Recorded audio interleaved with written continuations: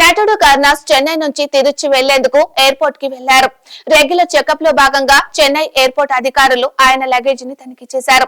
Karuna's bag లో bullets ఉండడం గమనించి నివ్వెరపోయారు.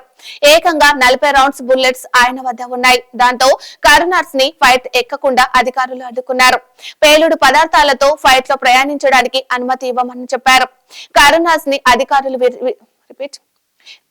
ని అధికారులు విచారించగా అవి తన లైసెన్స్డ్ తుపాకీకి సంబంధించిన బుల్లెట్స్ అని వివరణ ఇచ్చాడట. ఊరికి వెళ్లే తొందరలో ఫ్లైట్ మిస్ అవుతుందని బ్యాగ్ లో ఉన్న బుల్లెట్స్ ఇంటి వద్ద పెట్టడం మర్చిపోయానని కరుణాస్ చెప్పినట్లు తెలుస్తుంది. కరుణాస్ లైసెన్స్డ్ తుపాకీకి సంబంధించిన పత్రాలు చూపిన నేపథ్యంలో ఆయనను ఇంటికి పంపేశారట అధికారులు. దర్యాప్తు మాత్రం కొనసాగుతుందట.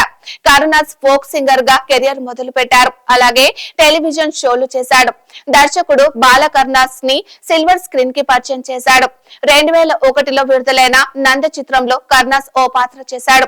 కమెడియన్ గా అనేక చిత్రాల్లో నటించాడు. కరుణాస్ ప్లేబ్యాక్ సింగర్ కూడా. రాజకీయ ప్రవేశం చేసి 2016లో తమిళనాడు అసెంబ్లీ ఎన్నికల్లో పోటీ చేసి గెలిచాడు.